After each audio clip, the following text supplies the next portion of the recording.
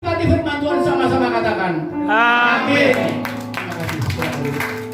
Terima kasih BL Senior. Shalom. Shalom. Orang 1000 nggak ada suaranya, betul Pak Anu tadi. Shalom. Shalom. Apa kabarnya? Puji Tuhan, luar biasa. Kabar baik. Yes. Nah, ini baru anak Tuhan. Luar biasa. Terima kasih Bapak Gembala, terima kasih seluruh majelis sidang jemaat memberi kesempatan saya untuk kembali di sini. Mungkin sudah agak cukup lama saya belum sempat datang di sini. Saya tidak tahu begitu Bapak Gembala menghubungi saya. Kebetulan saya memang bisa waktunya. Saya persiapkan firman Tuhan. Mungkin Bapak Ibu yang pernah mendengarkan khotbah saya beberapa tahun yang lalu akan tahu, saya disuruh mengulang sebagian ayat itu. Saya bingung, kenapa Tuhan? Jadi saya lakukan. Selamat Bapak Gembala dalam pelayanannya di Kota Bumi. Ini bulan Desember, bulan Natal, bulan terakhir di tahun 2022. Semua tahu kalau sudah bulan Desember, bulan Natal, di mana-mana suasananya udah suasana Natal. Bulan terakhir ini. Dan yang paling tidak enak, medsos berita-berita mengatakan tahun 2023 keadaan makin sulit, keadaan makin susah, ekonomi makin susah, segala sesuatu makin susah. Tapi itu kan kata dunia. Sebagai orang percaya, sebagai anak Tuhan, sebagai hamba Tuhan, kita tidak perlu takut. Keadaan apapun kita tidak perlu takut. Mengapa? Kita tidak perlu takut karena kita punya Allah Immanuel, Allah yang menyertai kita. Dan pastikan bahwa di 2023 kita tetap sukses, kita tetap berhasil, kita tetap diberkati, kita tetap sehat. Bapak Gembala Senior mungkin kita tema Immanuel. Saya nggak berani melanggar. Itu tema dari Gembala Senior di bulan ini. Jadi tema kita adalah Immanuel. Kita buka Alkitab kita. Matius pasal yang pertama ayat yang ke-23. Matius pasal yang pertama ayat ke-23. Demikian firman Tuhan. Sesungguhnya anak darah itu akan mengandung dan melahirkan seorang anak laki-laki, dan mereka akan menamakan dia Immanuel, yang berarti Allah menyertai kita.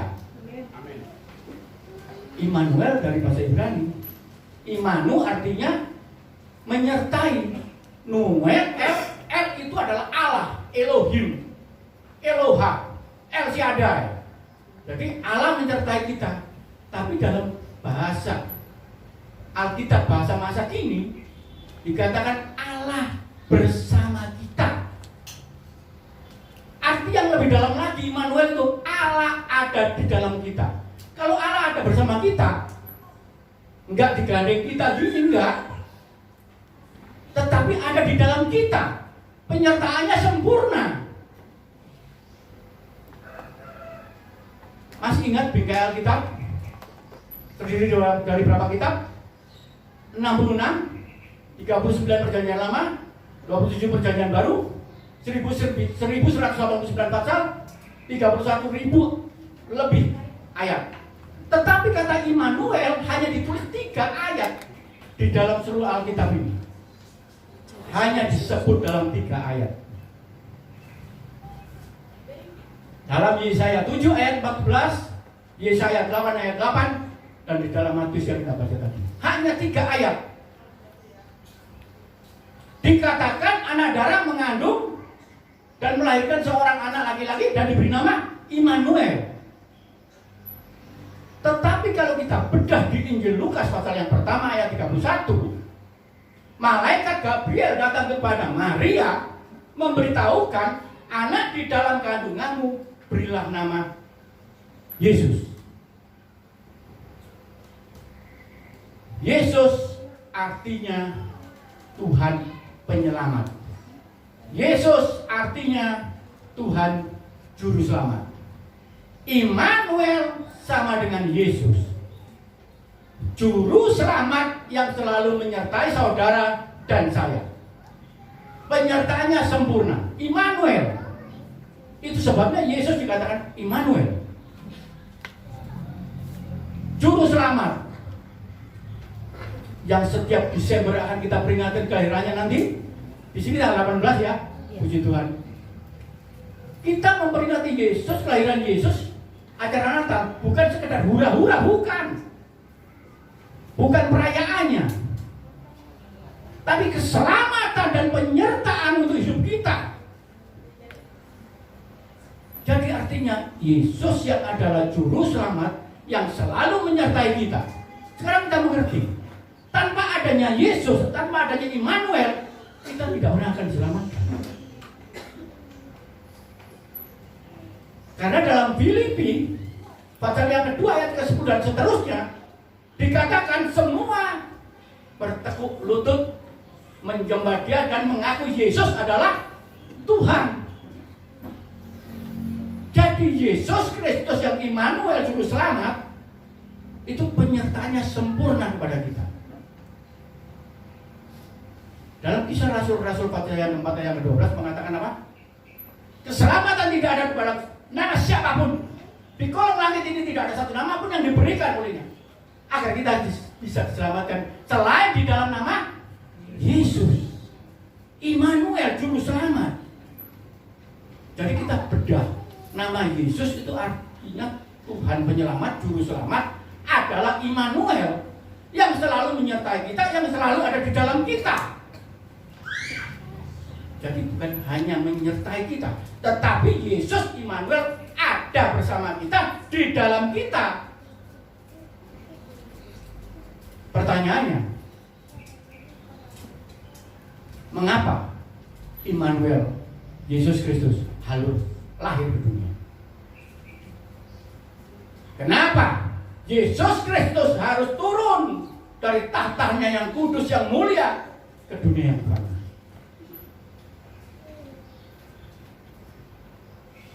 Jawabannya sangat jelas. Kalau kita sering baca Alkitab, kita memahami Alkitab, jawabannya sangat jelas. Karena Allah Bapa mengasihi umat ciptaannya. Karena manusia diciptakan serupa dan segambar dengan Allah. Karena Allah Bapa mengasihi umatnya. Ada semua sudah hafal ayatnya kan? Dalam Yohanes, maka Yesus Kristus harus lahir ke dunia. Untuk apa? Untuk menebus dosa saudara dan saya. Kenapa harus menebus dosa saudara dan saya? Karena Alkitab berbicara dalam perjanjian Sinai yang ditulis dalam 613 perjanjian. Setiap pengampunan dosa, penebusan dosa harus ada penumpahan darah. Dan ternyata perjanjian Sinai di dalam hukum Taurat tidak bisa menyelesaikan masalah pengampunan dosa. Sekarang saya mau tanya, kita nipu, harus korbanin kambing seekor. Hari ini korbanin kambing seekor. Besok kita bohong, korbanin lembu seekor. Besok kita bohong lagi, kambing lagi seekor. Siapa yang bisa? Harga kambing berapa? 34 juta. Kalau 1 bulan tiap hari kita berbuat dosa, 30 ekor kambing 90 juta. 3 bulan miskin semua. Tuhan tahu nggak mampu. Makanya Immanuel diturunkan. Perjanjian Sinai kita tidak bisa. Baca di dalam kitab Imamat, setiap perbuatan dosa harus mengorbankan. Punya nggak kita begitu? Sapi berapa harganya, lembu berapa? Nggak bisa, dan itu tidak menyelesaikan masalah. Oleh sebab itu Immanuel turun ke dunia untuk menebus dosa saudara dan saya. Tidak ada pengampunan tanpa pengorbanan darah. Oleh sebab itu Tuhan Yesus turun ke dunia untuk saudara dan saya. Lahir ke dunia, Tuhan katakan di dalam Matius 28 ayat 20, penyertaan Tuhan Immanuel kepada kita sampai akhir zaman. Jadi setiap orang percaya, setiap anak Tuhan itu akan disertai Tuhan sampai akhir zaman. Kenapa? Karena setelah akhir zaman, saudara dan saya sudah ada di surga, sudah bersama Tuhan, sudah tidak perlu penyertaan lagi. Itu sebabnya penyertaannya sempurna. Immanuel, Allah menyertai kita, Allah bersama kita, Allah di dalam kita. Terus kalau sudah Immanuel, Allah beserta kita, Allah di dalam kita, Allah bersama kita, kita santai-santai aja. Terus respon kita apa? Tuhan sudah sama saya, aku udah diampuni. Yang suka nipu tetap nipu, yang suka bohong tetap bohong, yang suka zina tetap zina. Akan Allah Immanuel menyertai saya. Itu, ingat, umat Israel 40 tahun disertai Tuhan siang dan malam. Dengan tiang awan waktu siang, dengan tiang api waktu malam. 40 tahun Immanuel, Allah menyertai. Tetapi hanya 2 yang masuk tanah perjanjian kekal. Hanya Yosua dan Kaleb. Ingat, kalau sudah ada Allah Immanuel, jangan kita sombong, jangan kita terus tidak benar, tetap di dalam dosa. Umat Israel karena responnya salah, dia tidak masuk tanah perjanjian.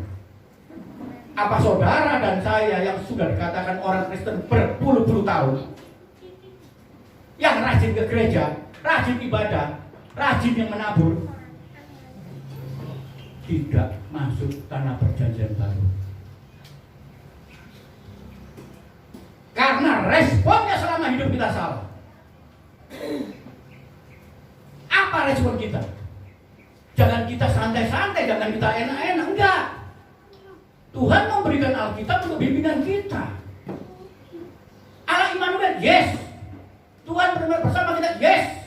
Tuhan ada dalam kita, yes. Kita masuk nggak perjanjian kekal? Kita semua di sini saatnya akan kembali. Nggak ada yang abadi. Saya tadi singgung sama Pak Anies. Mohon maaf, semua tahu istri saya itu sering kesini sama saya. Waktu beliau mau dipanggil Tuhan, Tuhan berbicara sama saya. Sudah waktunya. Saya bilang, Tuhan, sudah waktunya. Hari Kamis beliau meninggal, hari Sabtu dimakamkan oleh Mbak Senior Pak Suryadi. Hari Minggu anak saya dan anak saya harus pelayanan di GBI. Tuhan tunjukkan bagaimana dia penglihatan. Jangan sampai kita tertinggal. Saudara dan saya nanti di surga kekal, kita dikenal, kita saling mengenal. Memang tidak ada pernikahan, hidup di dalam kekudusan seperti malaikat kata Tuhan. Tapi kita mengenal. Kalau nggak percaya bedah Alkitab, bagaimana Yesus waktu di Gunung Tabor, waktu bertemu dengan Elia dan Musa. Elia itu zaman apa? Zaman raja-raja. Musa zaman apa? Kitab Keluaran. Tapi waktu datang berjumpa dengan Yesus, semua tahu itu Elia dan Musa. Surga itu nyata. Immanuel, jangan sampai kita nggak masuk surga. Hati-hati, tujuan kita menjadi pengikut Kristus, ditebus, kita rayakan kelahiran Kristus untuk kita nanti bersama-sama. Berapa bulan yang lalu saya diskusi sama beberapa gembala hamba Tuhan, salah satunya Bu Ayu. Ada dari GSKI, dari GBI ke tempat saya semua. Saya tanya, kita sepakat nggak kalau Allah itu, Tuhan Yesus itu maha adil? Ya, maha adil, sangat adil, maha adil. Pertanyaan saya, kalau orang tidak mengenal Tuhan, tapi tidak pernah berbuat dosa sejak lahir sampai meninggal, masuk surga nggak? Ayo, semua bingung. Masuk, saya bilang. Kalau nggak masuk surga, Tuhan nggak adil. Tapi masuknya hati kita bedah kayak mata bernakel.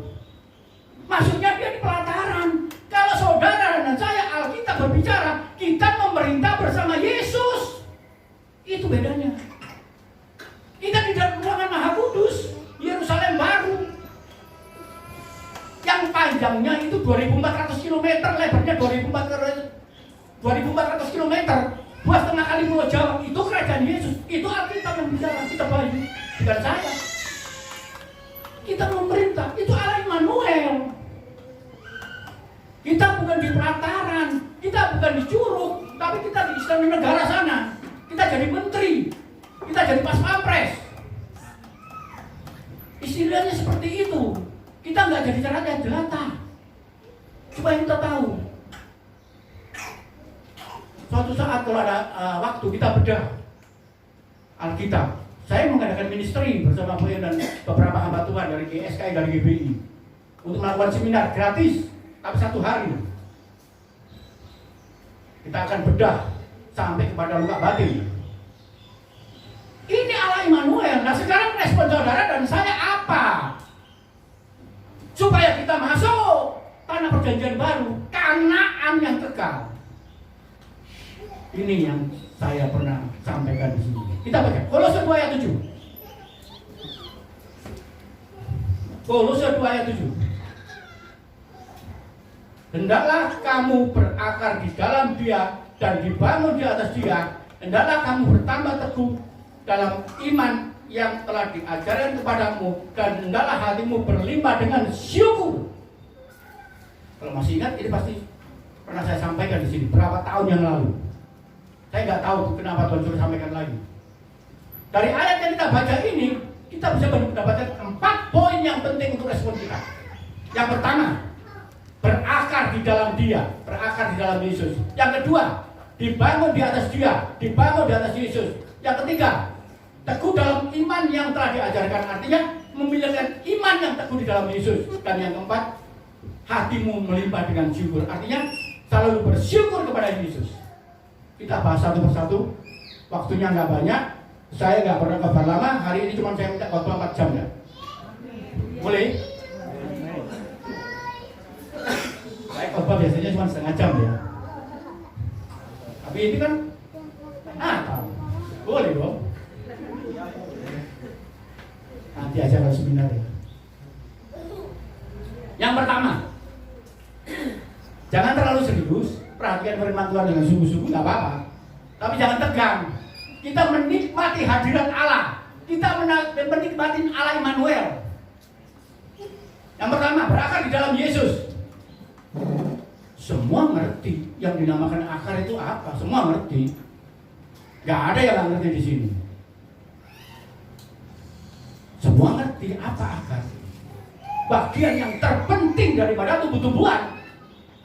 Bagian yang sangat penting dari setiap tumbuh-tumbuhan. Mengapa dikatakan bagian yang terpenting? Karena akar yang memberikan nutrisi, memberikan makanan kepada tumbuh-tumbuhan, pada tanaman, supaya tanaman itu hidup, supaya tanaman itu kuat, supaya tanaman itu berbunga dan berbuah. Tanpa akar yang memberikan nutrisi, maka tumbuh-tumbuhan itu akan layu dan akan mati. Semua tahu. Sama saudara dan saya responnya. Kalau hidup kita tidak diberi nutrisi, kita tidak akan bisa bertumbuh dan berbuah. Sebab Yohanes 15 ayat 5 adalah berkata, akulah pokok anggur yang, dan kamu adalah ranting-rantingnya. Barang siapa tinggal di dalam aku dan aku di dalam dia, dia akan berbuah banyak. Di luar aku, kamu tidak dapat berbuat apa-apa. Immanuel, Allah di dalam kita, kita di dalam Yesus. Di luar Yesus kita tidak dapat berbuat apa-apa. Di luar Yesus kita tidak mampu berbuat apa-apa. Di luar Yesus kita bukan apa-apa, hanya seonggok daging yang tidak berguna. Itu sebabnya kita harus berakar di dalam Yesus. Immanuel. agar kita bisa tetap tinggal di dalam Yesus, agar kita tetap bersatu seperti ranting dan pokok anggur menjadi satu di dalam Yesus. Saya sering sampaikan kan di sini. Manusia terdiri dari apa?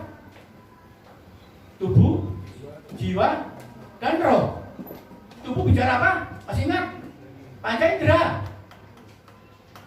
Jiwa bicara apa? Ayo, akal pikir, akal budi, keinginan, hawa nafsu. Roh bicara apa? Iman, pengharapan, dan kasih. Jadi kalau kita tetap ingin Immanuel, Allah beserta kita, Allah di dalam hidup kita harus dipimpin oleh roh. Bukan oleh tubuh, bukan oleh jiwa, tapi oleh roh. Tanpa dipimpin oleh roh, maka hidup kita akan gagal. Hanya keinginan jasmani, hanya akal pikir kita yang bergerak, hanya nafsu kita. Tapi kalau roh yang memimpin, itu beda. Karena firman Tuhan berbicara dalam Galatia 5 ayat 25. Galatia 5 ayat 25 apa katanya? Jikalau kita hidup di dalam roh, baiklah hidup kita juga dipimpin oleh roh. Jadi hidup kita dipimpin oleh roh. Kalau kita berakar di dalam Yesus, hidup kita harus dipimpin oleh Roh Kudus. Akar itu sama pondasi. Bangunan itu pondasinya bila tidak kuat, begitu ditimpa gempa kayak kemarin, hancur semua. Hidup saudara dan saya kalau tidak dipimpin roh, begitu goda-goda dunia terjadi, selesai kita. Karena saya pernah mengalami, saya pernah kesaksian di sini. Makanya kalau nanti Bapak Gembala izinkan, saya akan bicara. Tahun depan kita ada seminar. Berapa waktu yang lalu saya seminar di salah satu gereja di Pamulang. Kita ada seminar. Dan kebetulan yang datang adalah 6 gereja dari berbagai sinode. Waktu kita masuk sesi luka batin, ada anak muda, mohon maaf, gadis, luka batin sebagai orang Kristen tidak pernah berpacaran. Roh Kudus bicara, terjadi sesuatu hal. Tahu nggak saudara? Kejang dia, sampai teriak-teriak. Saya bilang kepada fasilitator, bawa ke ruangan sebelah, selesaikan di sana. Setelah saya seleksi, saya lihat siapa itu? Mohon maaf, remaja dari GBB. Karena waktu itu kirim 25 orang. Ini kalau hidup nggak dipimpin roh, dan dia mengalami pelecehan seksual. Semua anak Tuhan perlu nanti kita buka, kita bedah yang namanya luka batin dan pelepasan. Jangan kita sombong sebagai anak Tuhan. Kita nggak akan masuk tanah perjanjian kalau kita nggak akan bedah, kita akan pelepasan. Almarhumah istri saya dari kecil sampai meninggal orang Kristen. Waktu Tuhan mau panggil, Tuhan bicara sama saya, belum pernah pelepasan. Padahal pelayanan di mana-mana itu segala macam. Waduh, saya langsung telepon ke Senior Pak Surya di Bangsa Wijaya. Pak, saya minta pribadi pelepasan istri saya. Oh gitu Pak? Ya, saya nggak boleh karena saya suaminya. Beliau lakukan, puji Tuhan. Itu 1 bulan sebelum dipanggil Tuhan. Karena manusia sulit masuk tanah perjanjian kalau masih ada kutuk-kutuk turunan, masih ada ikatan-ikatan kekuatan kegelapan, ikatan-ikatan jiwa kedagingan, emosional kita. Itu semua. Saya waktu pelepasan itu 5 gembala, bukan 1 orang, 5 gembala. Sampai semua bingung. Baru ini ada pelepasan 5 gembala. Waktu saya bertobat, waktu saya lari pagi, saya bertobat. Ini perlu untuk anak-anak Tuhan. Supaya apa? Hidup kita dipimpin oleh roh. kita tidak mudah lagi untuk kena pengaruh daging dengan jiwa kita. Agar Roh Kudus berdaulat. Kalau Roh Kudus berdaulat, hidup kita akan kokoh. Kita tidak takut. Ada orang yang bilang, ayo ke sana, ngapain? Biasa, cari ini itu. No. Ayo kita bisnis ini. Ternyata bisnisnya nggak benar. No. Itu Roh Kudus. Tapi kalau kita dengan jiwa, kesenangan jasmani kita akan turuti. Hati-hati. Immanuel, beserta dia? Iya. Tapi hidup kita sudah dipimpin Roh Kudus belum? Saya pernah sampaikan dan di sini. Anak Tuhan hidupnya punya berapa roh? Masih ingat? Orang hidup punya berapa roh? Ayo. Oh, sudah lupa semua.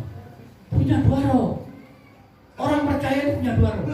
1 roh hidup, 1 Roh Kudus.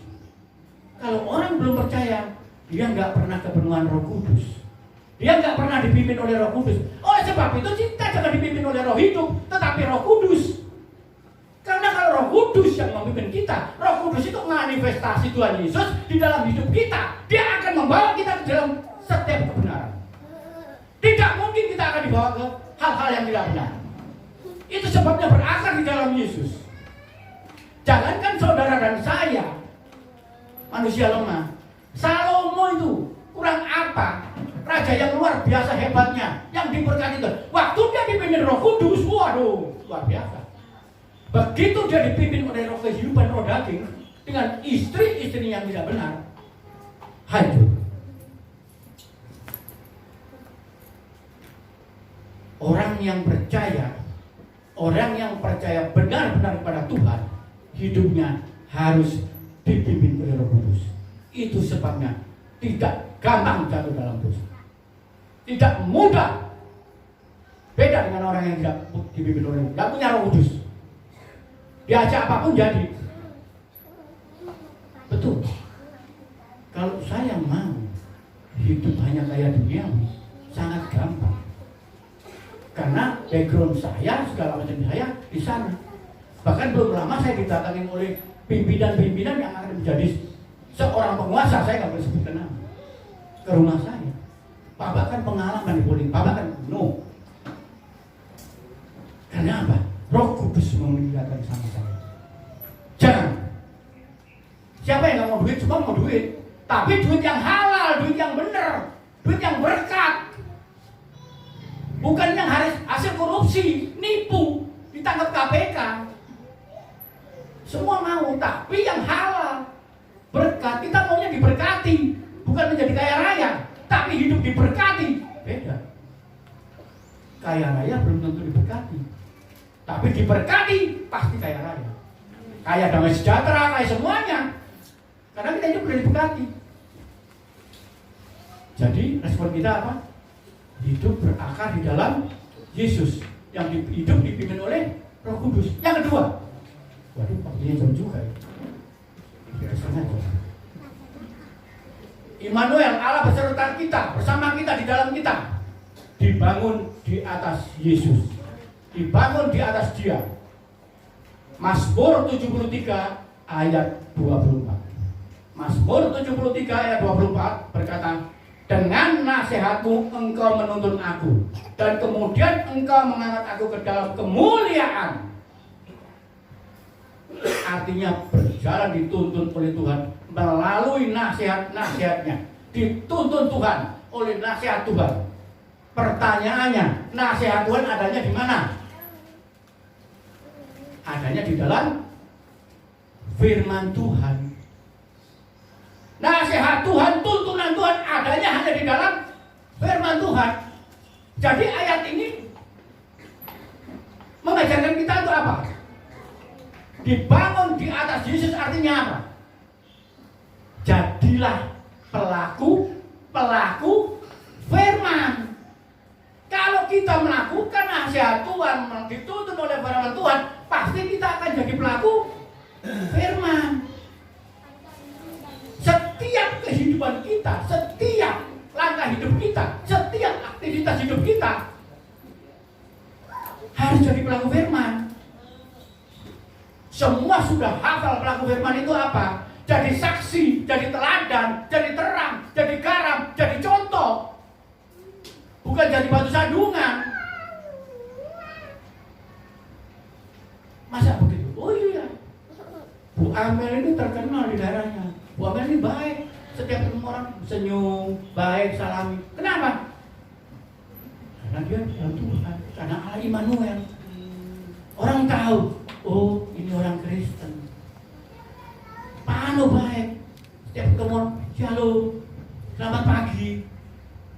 Itu pelaku firman memberikan contoh bahwa anak Tuhan itu murah senyum, baik, gak ada kepahitan, gak ada sakit hati, gak ada iri hati, gak ada dengki.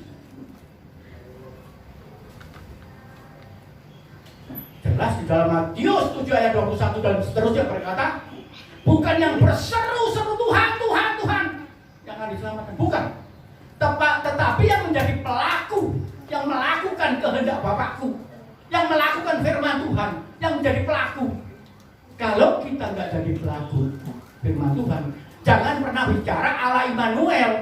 Orang Tuhan bersama kita, beserta kita, di dalam kita, tapi kita juga melakukan firman Tuhan.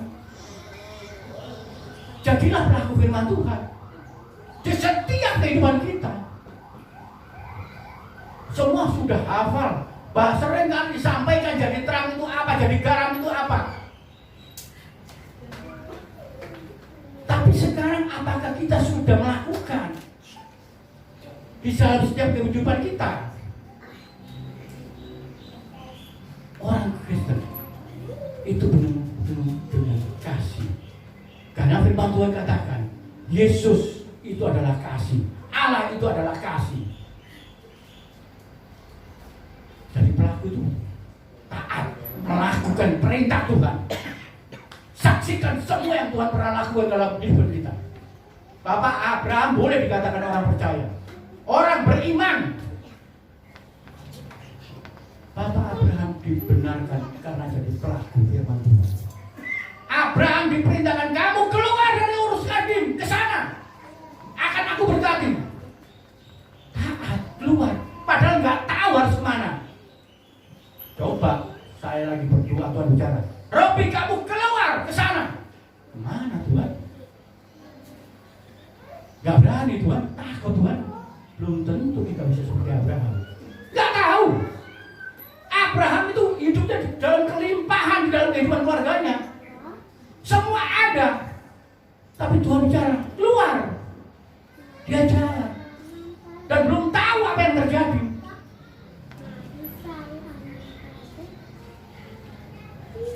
Tapi dia lakukan, jadi pelaku firman.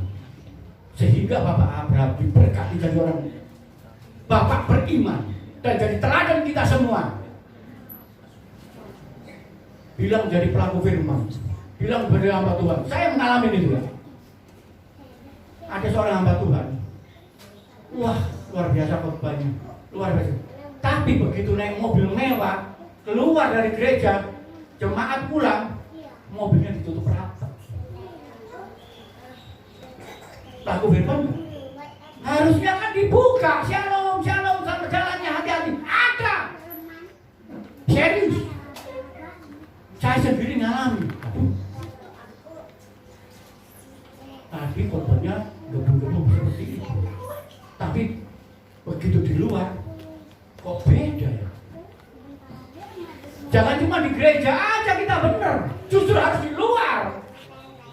Kita benar, tunjukkan. Anak Tuhan itu gak perlu dendam, gak pernah marah, sabar, baik. Buah baru ada di dalam kehidupan kita. Dan yang paling sulit adalah penguasaan diri. Itu harus ada di dalam kehidupan kita. Jadilah pelaku firman. Tanpa jadi pelaku firman kita tidak bisa. Baru disinggung sedikit udah sakit hati, baru disenggol udah marah. Begitu gak dijadwal pelayanan, gak mau ke gereja. Saya gak jadi penyanyi, saya gak jadi singer, saya gak jadi WL, saya gak ditugasi asyir. Gak mau ah. Saya gak diberi pelayanan, gak mau ah. Kita melayani Tuhan bukan melayani manusia, bukan melayani gereja. Saya khotbah di sini, Bapak Ibu duduk di sini, sama. Berkatnya sama. Enggak, saya lebih banyak, enggak. Sekarang kerajaan surga terbuka, lihat. Siapa yang benar-benar kuasa? Enggak perlu ada Roh Kudus. Dilihat. Sama. Kebetulan aja saat ini juga saya di sini. Tapi berkatnya sama. Kita di sini mau ngapain? Dengar firman Tuhan. Sama-sama menjadi pelaku firman Tuhan. Saya pun belajar dan tetap belajar. Dan itu tidak mudah. Respon yang ketiga. Waktunya cepat ini Bapak. Teguh di dalam iman yang telah diajarkan, artinya memiliki iman yang teguh, iman yang tangguh, yang tidak mudah goyah. Sekarang bagaimana caranya memiliki iman yang teguh, iman yang tangguh? Semua sudah hafal Roma 10 ayat 17. Caranya itu. Jadi iman timbul dari pendengaran, dan pendengaran akan firman Tuhan. Sekarang ini kita sama-sama mendengarkan firman Tuhan supaya memiliki iman yang teguh, iman yang tangguh. Alkitab firman Tuhan bukan buku cerita. Anda baca buku cerita satu kali selesai, udah nggak mau baca lagi. Tahu ceritanya? Firman Tuhan, tulisan ayatnya tetap sampai kapanpun nggak akan berubah. Karena itu firman Tuhan. Tetapi pewahyuannya akan selalu berbeda. Dan kita tidak pernah akan bosan baca firman Tuhan. Kalau kita mau memiliki iman yang teguh. Tahun ini siapa yang sudah selesai? Satu kali baca firman Tuhan. 2 kali. Puji Tuhan. Saya tahun ini 7 kali. 7 kali. Saya pikir saya bisa memecahkan rekor, ternyata belum. Baru 7 kali. Tahun lalu saya juga 7 kali. Saya sudah nggak tahu berapa puluh kali saya baca firman Tuhan. Saya pikir tahun ini saya bisa 8 kali, ternyata nggak bisa. Dengan kesibukan. Saya 7 kali. Dan saya sangat bahagia. Firman Tuhan sudah menjadi satu kerinduan, satu kebutuhan hidup bagi kita semua. Bukan hanya nasi, bukan hanya air minum, tapi firman Tuhan sudah menjadi kebutuhan. Nanti kita bahas itu. Puji Tuhan, saya pikir saya bisa lebih, ternyata belum bisa. Saya masih kalah oleh seorang oma-oma, umurnya sudah lebih tua jauh dari saya. Beliau datang ke saya. Kebetulan beliau bukan jemaat GGB, tapi sering datang ke saya. Dia datang, Pak Pendeta, dia konseling sama saya. Saya bersyukur. Kenapa Oma? Saya bulan ini menyelesaikan Alkitab 23 hari. Wow. Saya bilang, saya pendeta belum pernah. Saya 23 hari selesai. Waduh, dahsyat. Beliau tinggal di Komplek Brimo. Beliau betul-betul orang yang percaya untuk Tuhan. Hidupnya benar-benar untuk Tuhan. Beliau kalau ada sesuatu pasti konseling datang ke tempat saya. 23 hari saya, Tuhan ampuni hambamu. Saya katanya hamba Tuhan, pendeta, tapi saya kalah, saya belum bisa Tuhan. Paling bisa saya 1,5 bulan baru selesai Tuhan. Nggak sampai 1 bulan. Luar biasa. Itu kerinduan. Kalau Anda baca firman Tuhan bosan ngantuk, itu bukan obat tidur. Saudara dan saya berdoa setengah jam, 1 jam, 2 jam, itu bukan membuat Tuhan supaya lebih mengasihi kita, tidak. 5 jam Anda berdoa, Anda baca supaya Tuhan lebih mengasihi, tidak. Kenapa tidak? Karena Tuhan sudah mengasihi kita lebih dulu. Dia sangat mengasihi kita. Kalau kita bisa berdoa 2 jam, 3 jam, 4 jam, kita belajar mengasihi Tuhan lebih lagi dan lebih lagi. Allah Immanuel. Kalau cuma sebagai orang Kristen doanya 5 menit, tanya pada diri sendiri. Betul, saya doa 1 jam itu belum apa-apa, baru menghilangkan semua pikiran. Betul itu. Saya kalau udah di rumah malam, handphone saya matiin semua. Saya nggak mau di kota, karena saya sudah bersekutu. Saya ingin hadirat Allah hadir di tempat kehidupan saya.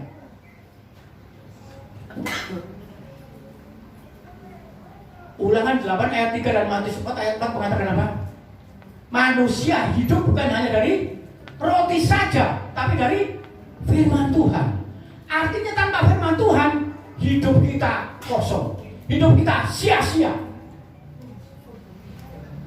Itu sebabnya fokus kita harus betul-betul pada firman Tuhan. Baca, renungkan, lakukan, bagikan, agar iman kita tangguh, kuat. Ibrani 12 ayat 2. Mari kita melakukan dengan mata yang tertuju pada Yesus, yang memimpinnya dalam iman, dan yang membawa iman kita kepada kesempurnaan, yang dengan mengabaikan kehinaan tekun memikul salib, ganti sukacita dan disediakan bagi dia yang sekarang duduk di sebelah tahta Allah. Iman yang sempurna hanya bisa didapatkan dengan firman Tuhan. Mau memiliki iman yang teguh, mau memiliki iman yang tangguh, mau Allah Immanuel, firman Tuhan jawabannya. Fokusnya mata rohani kita, mata jasmani kita hanya kepada firman Tuhan, bukan kepada yang lain. Masih ingat kan, udah sering disampaikan sama hamba Tuhan kan, kisah wanita pendaraan di Padang Sungai bukan? Pendaraan 12 tahun. Fokusnya hanya kepada Tuhan, bukan kepada masalahnya. Kalau dia fokus kepada kesedihannya, kemiskinannya, penyakitnya, segalanya, kesengsaraannya, yang sudah 12 tahun tidak bisa berbuat apa-apa, dia akan gagal. Tapi dia fokus, bila aku jamah jubahnya, aku akan sembuh.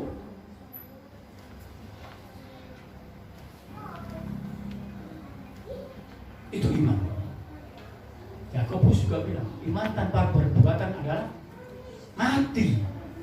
Jadi itu tadi. Makanya tadi kita pelaku-pelaku firman. Sekarang kita berteguh dalam iman. Sedikit kesaksian teman saya di Surabaya. Dia orangnya waktu itu anak Tuhan, sangat sakti, sangat luar biasa, hebat, berilmu kemana-mana. Suatu saat dia jatuh cinta sama seorang perempuan, anak gadis. Dia menggunakan ilmunya. Dia nggak tahu ini siapa anak gadis. Dia dikenalin ke temannya. Dia menggunakan ilmunya. Dia datang. Orang Jawa bilang roh sukmo. Tahu nggak saudara? Dalam kesaksian dia setelah dia bertobat, itu wanita waktu didatangi berlutut, ditutupi oleh satu sinar yang luar biasa, yang tidak bisa ditembus dengan apapun, dengan ilmu apapun tidak bisa. Itulah Sigena Glory, sinar kemuliaan Allah. Kalau kita punya iman, setiap hidup kita itu akan ditutupi oleh sinar kemuliaan Allah. Ilmu apapun tidak bisa. Akhirnya jadi istrinya dan dia bertobat. Itu betul terjadi. Yang keempat, yang terakhir, tidak 1 jam. Mohon maaf ya. Tadi kan janjinya 4 jam. Yang keempat, yang terakhir, hatimu melimpah dengan syukur. Harus selalu mengucapkan syukur kepada Tuhan Yesus. Adanya di mana tuh? 1 Tesalonika 5 ayat 18. Mengucap syukurlah dalam segala hal, sebab itulah yang dikehendaki Allah di dalam Kristus Yesus bagimu. Mengucap syukurlah artinya apa? Perintah. Duduklah, minumlah, makanlah, berdirilah. Mengucap syukurlah. Ini perintah. Jadi harus kita lakukan. Apapun keadaan kita saat ini, sehat, sakit, senang, susah, diberkati, belum diberkati, dijawab doanya, belum dijawab, tetap mengucapkan syukur. Karena itu perintah Tuhan. Kenapa Tuhan perintahkan kita harus mengucapkan syukur? Masih ingat Yohanes 6 ayat 11 dan seterusnya? Kisah 5 roti 2 ikan. Tuhan Yesus mengucapkan syukur atas 5 roti 2 ikan. Untuk berapa ribu orang? 5.000. Sisanya 12 bakul. Hanya dengan mengucapkan syukur, mujizat terjadi. Tanpa ada ucapan syukur, segala permasalahanmu, segala pergumulanmu tidak akan dijawab Tuhan. Ucapkan syukur apapun keadaanmu, biarlah mujizat terjadi. Amin. Karena di dalam ucapan syukur, firman Tuhan katakan mujizat terjadi. Bahkan kita Mazmur 100 ayat 111 ayat yang keempat dikatakan masuklah melalui gerbangnya dengan nyanyian syukur, ke dalam pelatarannya dengan puji-pujian. Bersyukurlah dan selalu bersyukur dan bersyukur. Mengapa kita melihat gerbangnya itu bicara apa? Hadirat Tuhan. Kalau hadirat Tuhan itu di antara kita, di antara saudara dan saya, mujizat apapun akan terjadi. Sakit penyakit sembuh, miskin hilang, kekayaan terjadi, berkat melimpah, pergumulan dijawab semua. Kenapa? Mujizat terjadi. Dan itu hanya bisa dijawab dengan ucapan syukur. Hari ini kita belajar Immanuel, Allah beserta kita, Allah bersama kita, Allah di dalam kita. Ada 4 hal nanti kita renungkan kembali. Berakar di dalam Yesus, dibangun di atas Yesus, memiliki iman yang teguh di dalam Yesus, selalu mengucapkan syukur. Amin untuk firman Tuhan. Saya undang tambahnya.